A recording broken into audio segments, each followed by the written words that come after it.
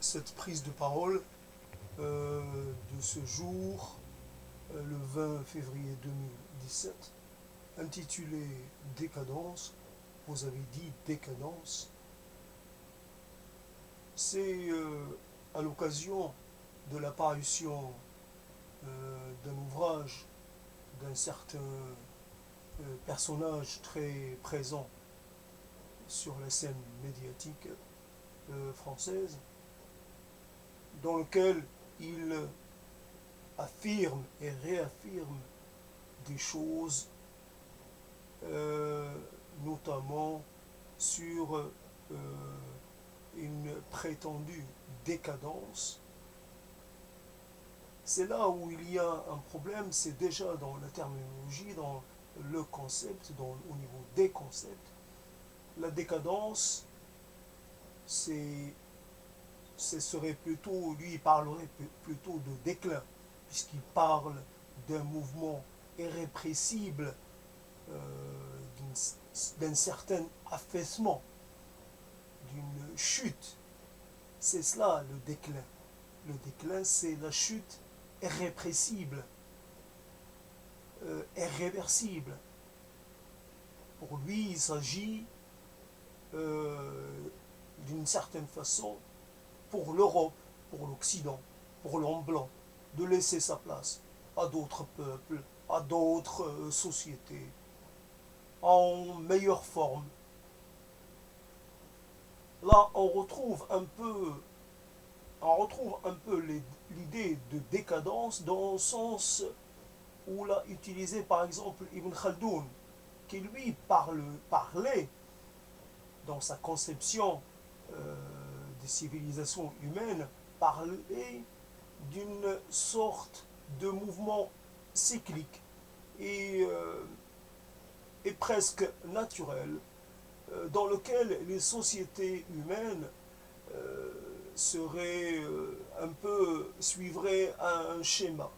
Il y aurait un groupe doté d'une forte cohésion, et ce groupe s'empare du pouvoir et le garde pendant un certain temps jusqu'à ce qu'il soit touché par la décadence, jusqu'à ce que sa cohésion soit,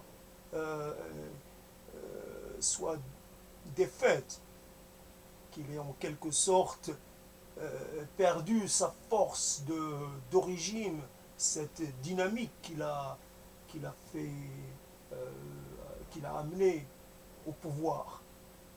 Et en perdant de cette force, il devient à ce moment-là la proie facile d'un autre groupe qui lui va prendre la place, va lui succéder dans une sorte de mouvement naturel.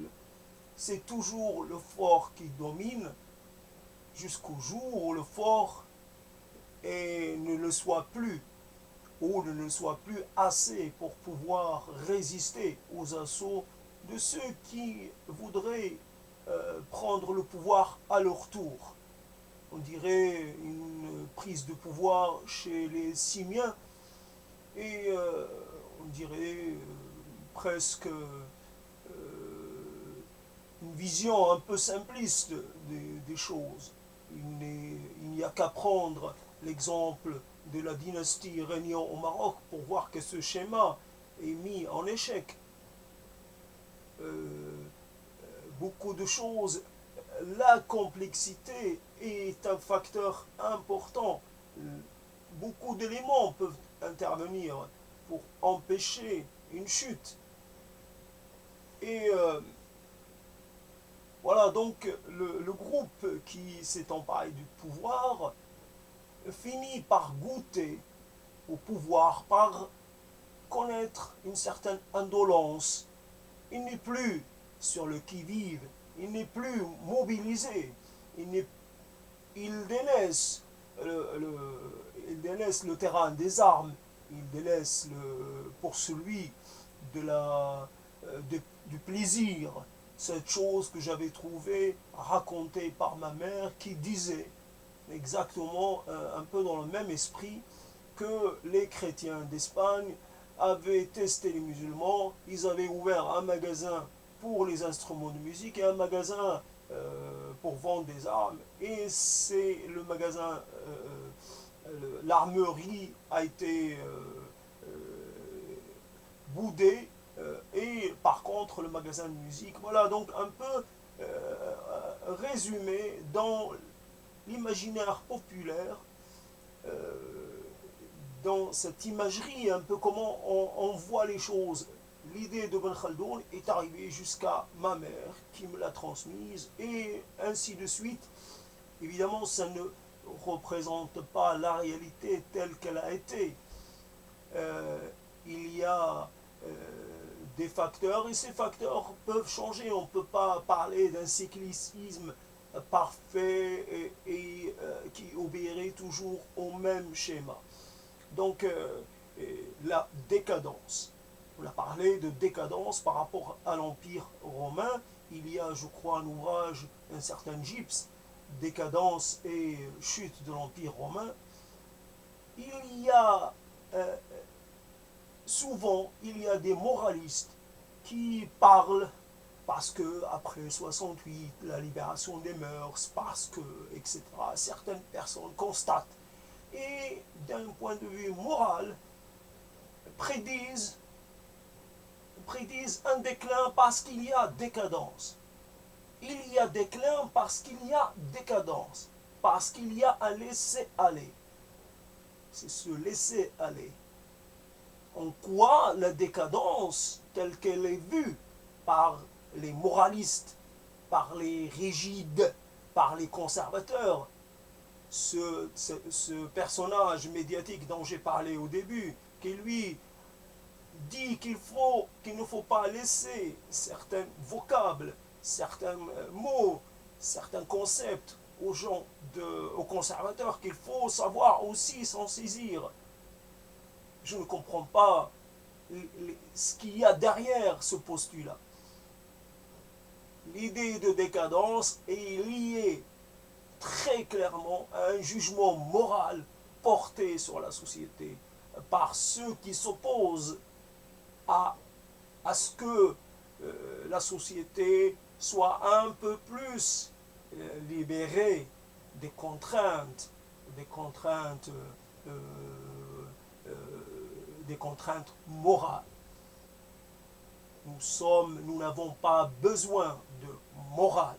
Nous savons gérer nos propres limites dans les conditions que nous autorise la loi et la bonne intelligence avec les autres.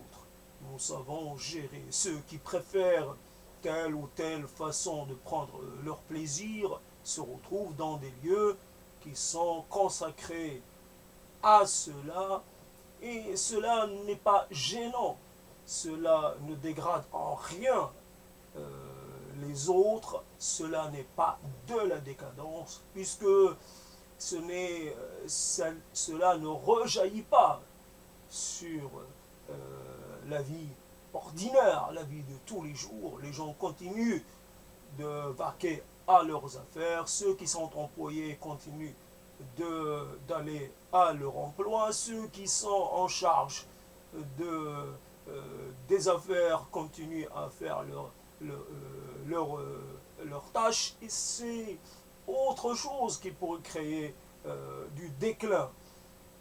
C'est peut-être un changement dont, par exemple, il pourrait y avoir, là, c'est quelque chose que nous pouvons constater, il pourrait y avoir une désaffection par rapport au fait une certaine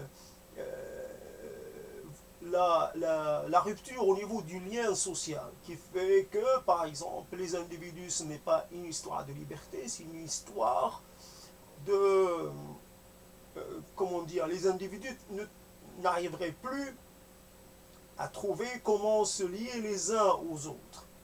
Ainsi on serait vaincu par la solitude et par une certaine segmentarisation excessive. Mais encore, cela se gère. On vit déjà cette crise du lien. Et, et on arrive à vivre avec la révolution technique ou technologique qui est en cours. Il y a eu d'autres révolutions, la révolution industrielle, etc., etc. Donc c'est un changement. Ce qu'on peut considérer un changement comme quelque chose qui est qui, qui serait porteur d'une crise qu'on pourrait pas qu'on pourrait pas maîtriser. Si l'Empire romain s'est défait, d'abord il a mis quelques siècles avant de disparaître, c'est qu'il régnait par la contrainte. C'est un empire qui a englobé un nombre de populations, c'est un empire qui a englobé un nombre de populations assez hétérogènes, et il était basé sur le fait de privilégier l'élément romain au détriment des autres. C'était un régime déséquilibré, il vivait de la contrainte, de l'exploitation, de l'asservissement, et ce régime-là, il ne pouvait pas survivre parce qu'il occasionnait des résistances, il occasionnait des envies d'émancipation. Nous vivons dans des régimes qui offrent une certaine latitude pour qu'on puisse s'exprimer, trouver notre place, etc. Nous ne sommes pas contraints au sens romain du terme. Nous sommes des individus autonomes, émancipés, nous avons des droits, nous n'avons pas à passer notre vie à tenter d'accéder au statut d'homme libre. Nous sommes libres. Voilà la différence entre nous et l'Empire romain. Voilà, le problème est là, c'est que il y a dans cette époque malheureuse et regrettable et une certaine dérive qui s'est faite petit à petit et qui a fini par tout submerger par linguistique, sémantique. Beaucoup ont commencé à s'attaquer à des termes qui étaient des termes acceptés. Là, ceux qui étaient pour la défense du ce qu'on appelait le tiers-monde, pour la défense des peuples en difficulté, pour essayer de défendre le droit des autres à accéder soit à leur indépendance, soit à accéder à des conditions de vie meilleures, etc. Et on les appelait les tiers-mondistes. Et le tiers-mondisme est devenu presque une insulte, comme si c'était une tare que d'être pro-tiers-monde. Après, on est passé à ceux qui défendaient les droits de l'homme. Le droit de l'homme, c'est devenu les droits de l'homiste. Et petit à petit, on a glissé. Donc, tout ce qui était, au lieu de parler de le concept d'intellectuel engagé, a complètement disparu. C'était l'intellectuel engagé, bien sûr, quelquefois un peu trop engagé, un peu trop partial, mais finalement, il avait le respect. Ce statut d'intellectuel engagé a été complètement effacé, et ceux qui étaient d'une certaine façon honorés par ce statut ont fini par être reniés, et par nier, renier, et on leur a ôté toute prétention à être des modèles ou à être en légitimité. On les a délégitimés dans leur tentative d'ouvrir les yeux du monde sur un certain nombre de questions importantes. ces questions étaient toutes en relation avec l'amélioration des conditions, la prise en charge des faibles, des opprimés, etc. Plus de liberté, plus de respect, plus de démocratie, etc., etc. Donc on trouve, à la fin, on trouve des gens qui, au lieu de parler, il y avait cette histoire de communautarisme. Le communautarisme, c'était les autres, c'était ceux qui étaient venus s'installer en France et qui ne sont pas d'origine européenne. Euh, donc ceux qui ne sont pas d'origine européenne sont accusés d'être des communautaristes. Quand par exemple on a importé le concept d'homme blanc, il ne manque plus que d'origine caucasienne ou de, je ne sais pas, en tout cas, il ne manque plus que ça. On a importé ce concept et on n'a pas, on a communautarisé. C'est la communauté dans cette chose-là. On ne s'est pas senti en faute. Il fallait maintenir la distance. Il fallait, on prônait l'assimilation et en même temps, et l'intégration, et en même temps, on créait un positionnement nouveau pour pouvoir se démarquer. Il fallait se démarquer de l'autre. Et donc, le blanc, c'est une catégorie chromatique qui est utile, tellement pertinent, tellement facile à utiliser. L'homme blanc. Bien sûr, quand nous avons l'homme blanc, ce concept aux États-Unis, c'était pour se différencier de l'homme noir. Et accessoirement de l'homme rouge. Donc l'homme blanc, saxon, les whites, les wasps, ça pouvait paraître compréhensible, explicable, contextualisé. Mais l'homme blanc, en France,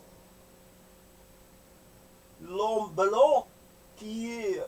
On aurait aussi là importé ce qui s'est passé dans les pays qui pratiquaient la discrimination en Afrique et qui, normalement, là aussi, on les appelle les blancs. Et ceux-là, évident, ils se distinguent de la population, de reste de la population. Ça se voit. Mais là, on a créé cette catégorie de blancs pour, quand même, malgré que l'autre vous ressemble, si vous prenez un Syrien ou un Libanais, vous allez l'appeler comment? Il est souvent très blanc et quelquefois plus blanc que les blancs de France. Alors vous l'appelez quoi? Il faudrait lui donner, il faudrait créer un nuancier au niveau de la blanchitude.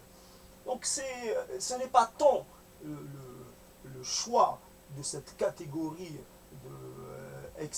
excluante, plutôt que ce que cela recouvre, ce que cela laisse entendre et laisse suggérer, c'est qu'il y a un désir de différenciation, un désir de séparation, de séparatisme presque. Donc quand il parle de l'homme blanc, les sanglots de l'homme blanc, les sanglots, c'est quoi cette histoire d'homme blanc?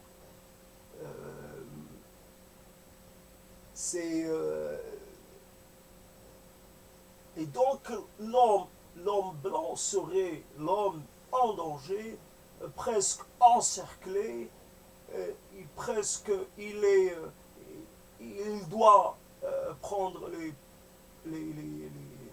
les mesures nécessaires pour pouvoir continuer d'exister. C'est une espèce menacée, une espèce presque en danger critique.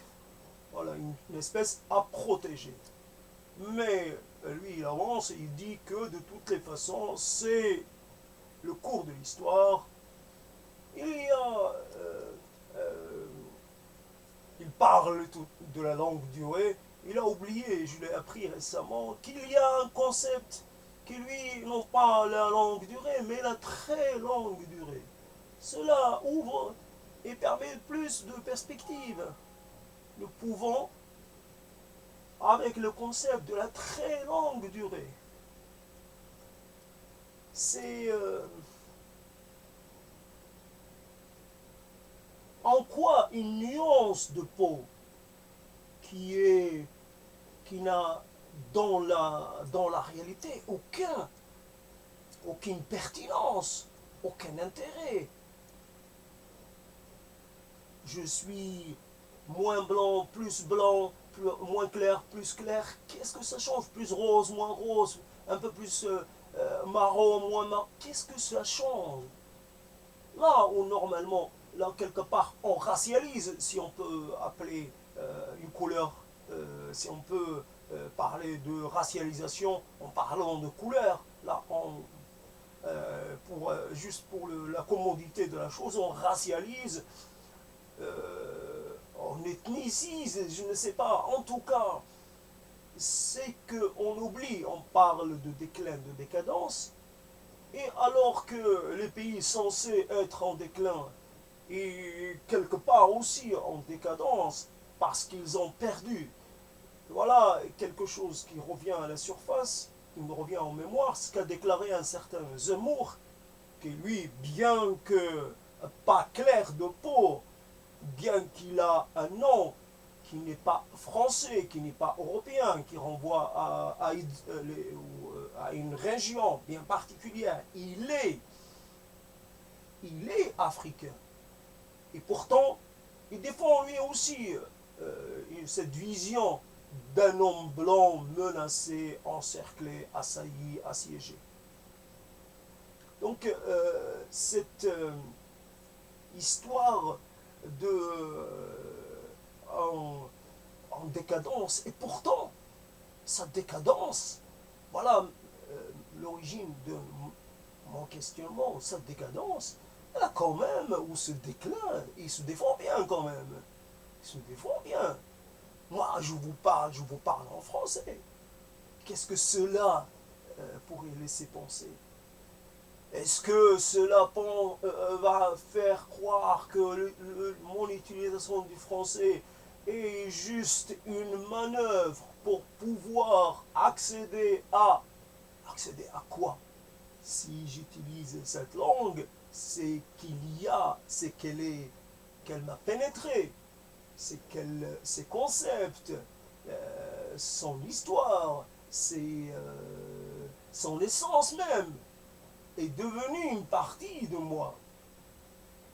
C'est d'une certaine façon, c'est pourquoi je m'exprime en français, parce que le français est dominant. Parce que la culture française, pourquoi je suis en France? Parce que la culture française, parce que la fascination, parce que le modèle. Si ce modèle avait été en déclin, je serais allé ailleurs. Non, je suis venu en France. Et évidemment, je renforce cette langue. Parce que je suis devenu un de ses locuteurs. Donc je la propage. Ce que je fais là en est une démonstration, en est une preuve. La preuve que cette langue, elle peut se substituer à une autre. Cette langue est capable d'être apprise, assimilée par d'autres. Donc elle est accessible, elle a un côté, comment dire, elle a un côté facile d'accès, mais en même temps, elle permet justement une certaine contamination. Ce n'est pas innocent. On ne parle pas une langue sans avoir à communier dans cette langue. Décadence. Je la vois où la décadence? Si quelqu'un a une double vie, est-ce que cela est une décadence? Double vie assumée, pas assumée. Si quelqu'un est plutôt pour plus de libéralisation dans le domaine des mœurs, est-ce que cela occasionne, est-ce que cela... Parce que l'idée, la décadence, c'était que l'idée, c'était moral, et que quelque part, il y a un relâchement moral. Et que presque on assisterait quoi, à un inceste généralisé, à des pratiques, qu'il y aurait une époque totalement hédoniste. L'hédonisme comme principale religion. On le voit où cet hédonisme qui serait, lui, derrière cette décadence, un hédonisme dont parle ce personnage, on le voit où les gens sont tristes, ils ne s'adonnent pas tant que ça au plaisir. Les jeunes pratiquent un certain, comment dire, un multipartenariat, peut-être au début de leur vie sexuelle. Et puis finalement, on arrive on s'installe, on se stabilise, on se permet quelques incartades, mais c'est tout. La menace, elle n'est pas humaine. Ou alors, on parle d'un mouvement. Le mouvement peut s'inverser. Il suffit d'un épisode climatique particulièrement grave pour que le mouvement s'inverse. Les populations sont en train de changer. D'ailleurs, je voudrais traiter cela dans un autre essai qui parlerait du concept de la détériorisation, du fait de l'effacement ou de la minimisation du concept de la territorialité, du territoire. Et voilà donc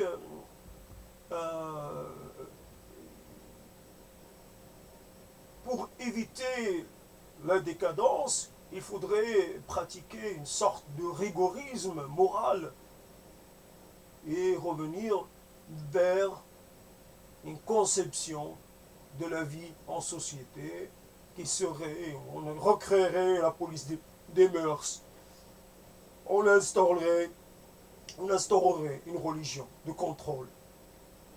D'ailleurs, j'ai entendu qu'il y a une ministre actuelle, elle en a plus pour longtemps, mais elle est toujours en poste, qui prône un contrôle au niveau de ce qui doit être permis aux adolescents, aux moins de 18 ans, au niveau des films dits pornographiques.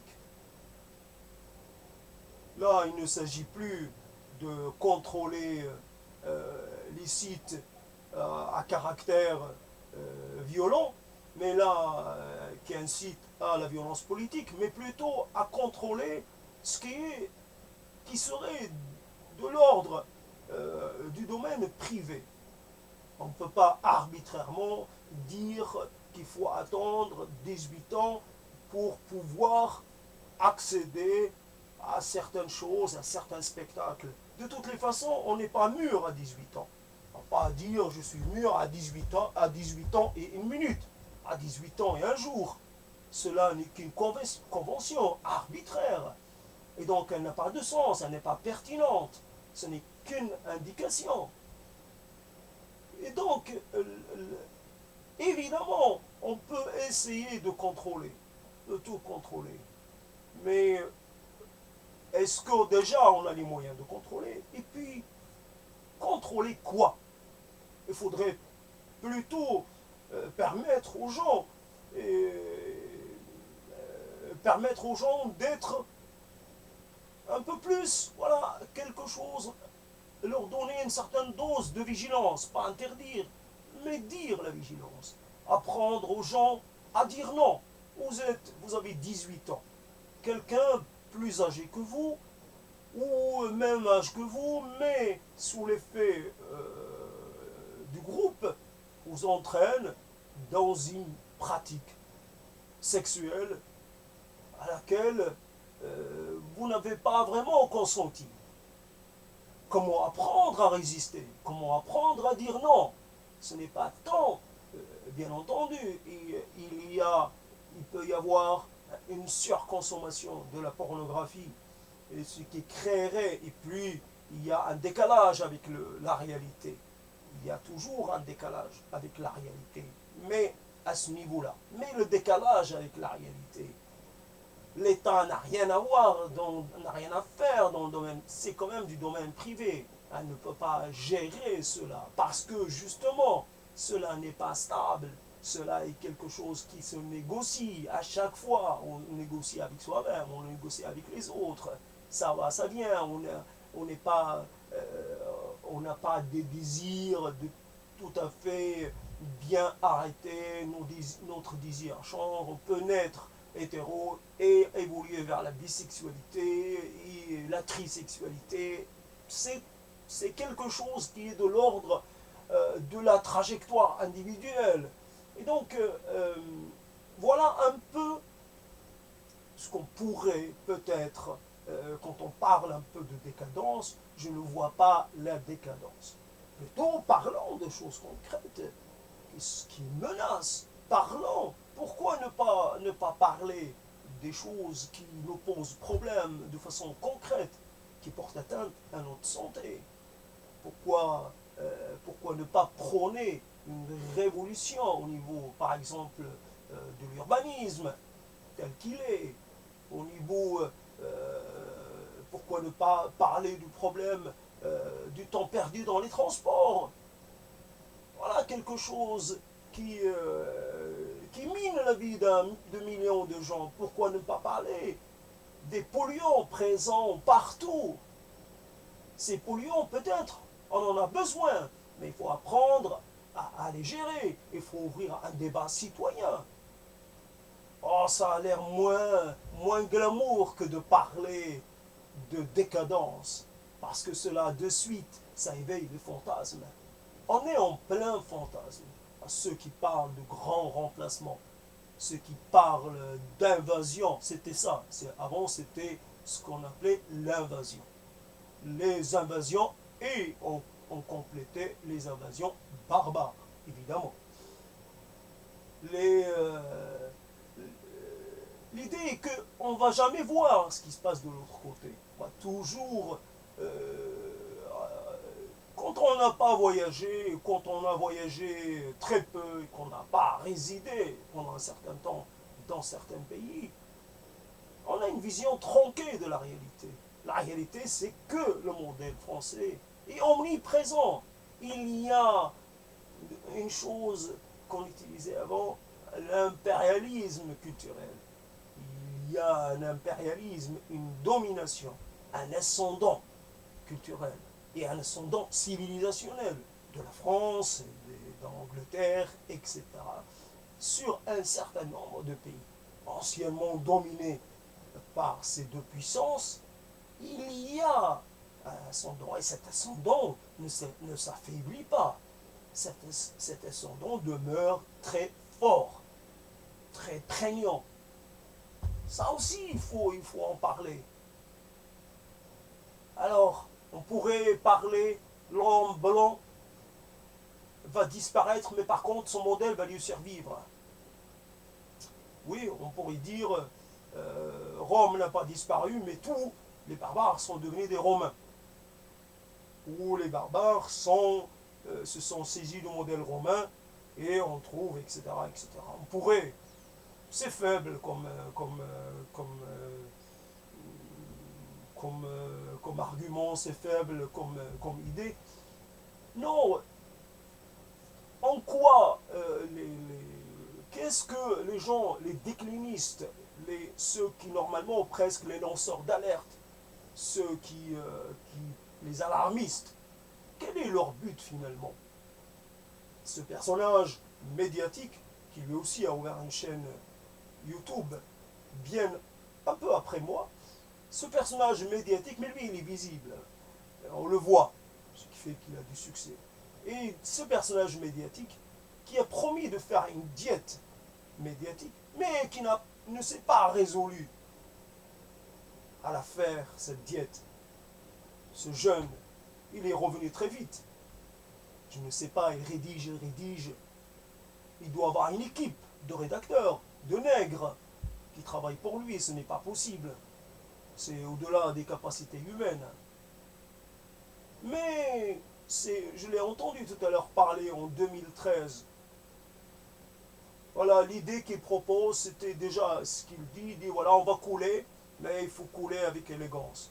Il faut accepter les faits, et l'accepter avec panache.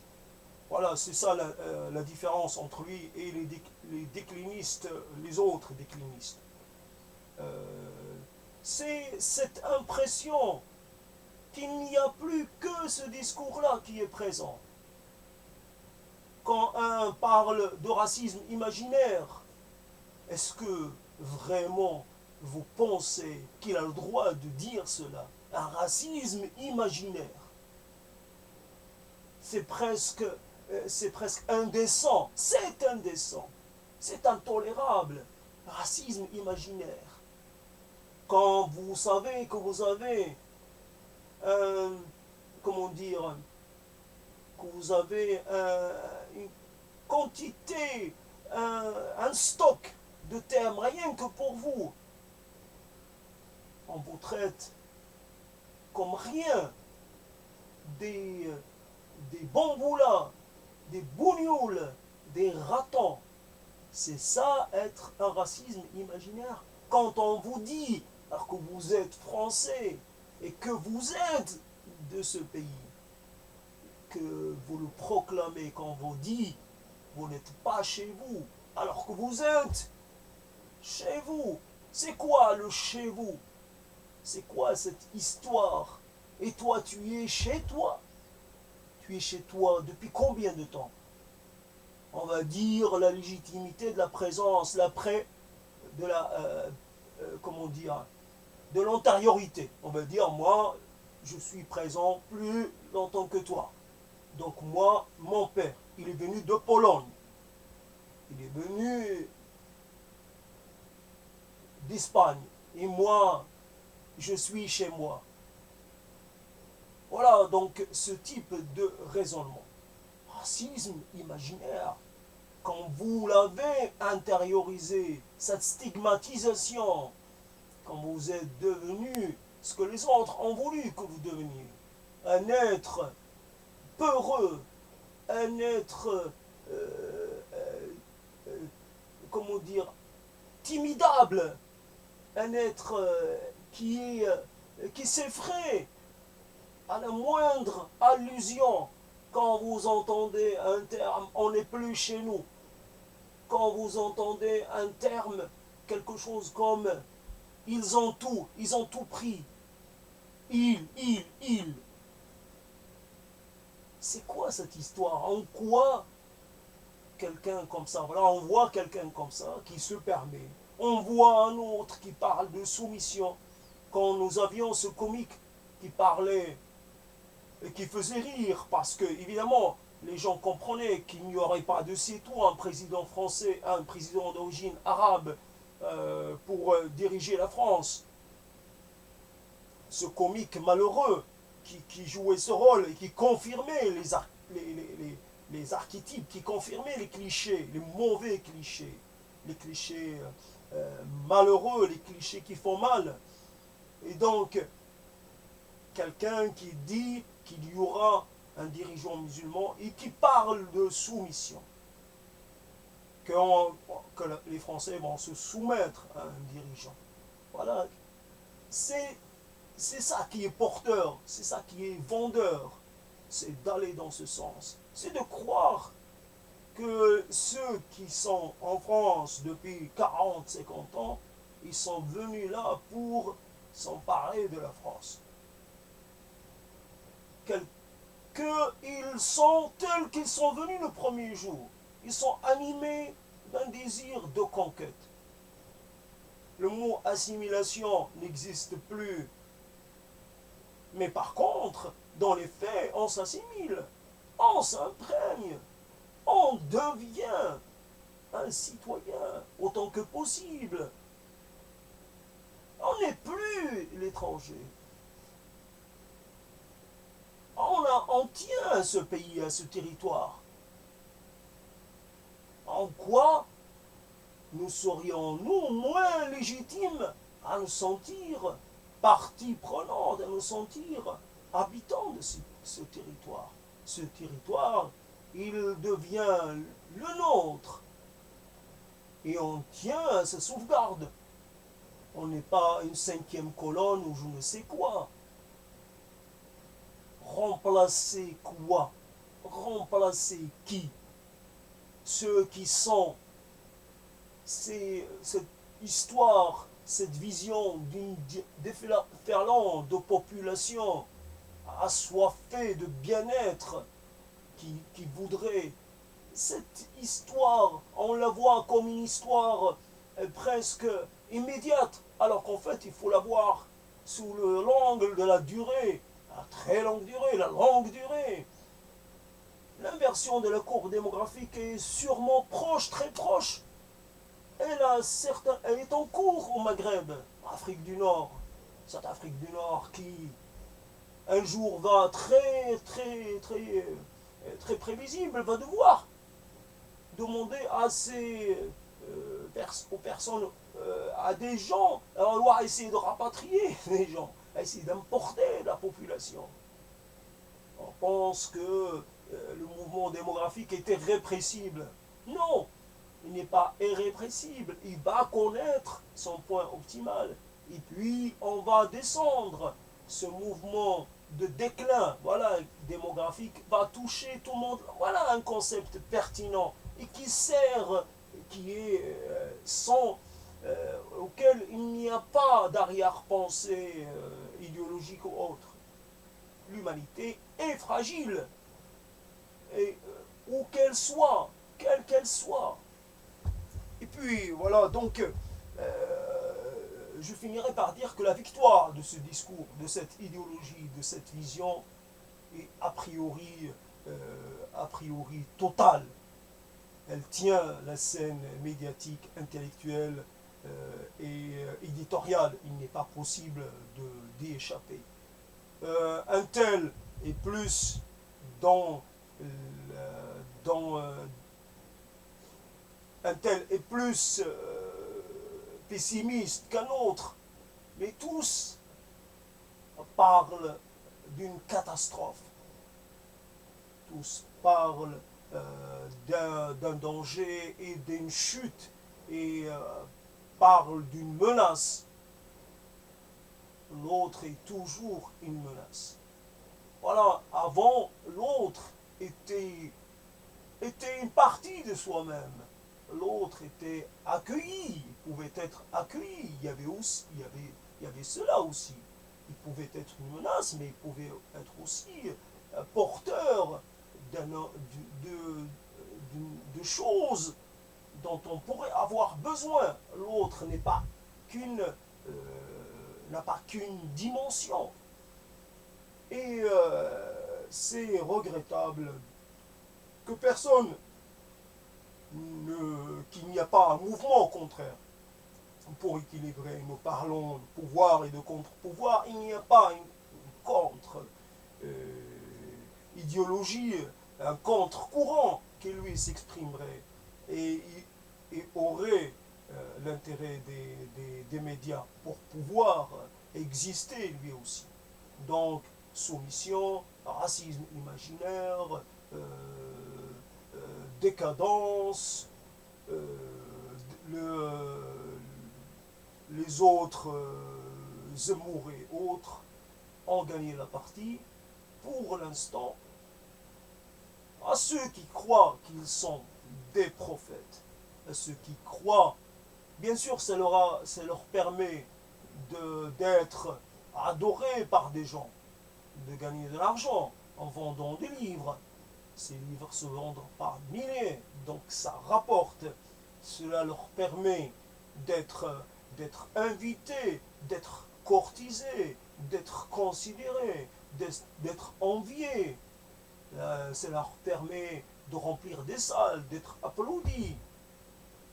Ils ne connaissent pas la solitude, bien entendu. C'est facile. Il y a toujours, comme pour les mauvaises nouvelles, pour les faits divers, il y a toujours un intérêt pour ceux qui parlent qui parle du malheur. On a envie de savoir, on a envie de se faire peur. Voilà. À ceux, on a envie de se faire peur. Donc on les invite pour les entendre. Et puis on se dit peut-être que c'est la dernière fois que je vais pouvoir profiter de ma vie. Donc autant faire vite. Peut-être que demain je vais devoir abandonner mon train de vie parce que je ne sais pas, parce que des millions de gens vont débarquer comme ça d'un seul coup. Puis bon, je vais devoir partager mon logement, je vais devoir partager mon aisance. Donc jouer à se faire peur, mais parler en ouverture, en optimisme, en volontaire, parce que c'est cela qui va gagner. C'est l'optimisme qui va gagner. C'est aussi un certain... ceux, donc les prophètes de ce jour, bien entendu, ils vont mourir. Tous ces gens-là sont assez avancés dans l'âge. Ils vont mourir. Leurs pensées, par contre, elles diffusent. Leurs pensées, elles s'installent dans l'esprit. Leurs pensées, elles constituent un soubassement pour tous ceux qui sont dans le refus, dans la négation de l'autre. Ceux qui sont prêts à agir pour détruire, exclure, pour se débarrasser de l'autre. On ne sait pas. Peut-être dans ces temps où on a réimprimé Mein Kampf, cela paraît logique. On imprime un livre qui justifie, qui prévoit, qui annonce une politique de mise à l'écart, une politique de nettoyage, une politique d'exclusion et de mise à mort d'une partie de la population allemande et par-delà même de la population européenne. Cela avait été annoncé dans un livre, c'était le programme nazi. L'obsession national-socialiste, l'obsession hitlérienne des juifs. Aujourd'hui, on a d'autres obsessions. Des gens sont dans la préparation d'une nouvelle hécatombe, d'un nouvel holocauste. Cela ne les gêne pas, ils ne seront pas là pour le voir. Mais le côté optimiste voudrait dire qu'il suffit qu'il y ait quelque chose de grave qui nous arrive pour nous donner une conscience planétaire, conscience universelle, pour nous rapprocher. Il faudrait presque qu'il y ait un danger global pour que nous sentions que nous sommes et que nous constituons une seule et même famille. Et que nos petites querelles et que nos petites jalousies, mesquineries sont vraiment n'ont aucune raison d'être, et que c'est dans notre union, c'est dans notre collaboration que nous arrivons à être les plus forts et que nous pourrons estimer que nous survivrons, parce qu'il ne s'agit pas de la survie d'un groupe, il s'agit de la survie d'une espèce. Il ne s'agit pas de la survie d'une langue, il s'agit de la survie d'une espèce, peu importe la langue qu'elle va parler, peu importe le territoire qu'elle va habiter. La très très très longue durée, cette espèce est obligatoirement destinée à disparaître. Ceux qui pratiquent la courte vue vont à l'échec. Les prophètes de malheur ne gagneront pas.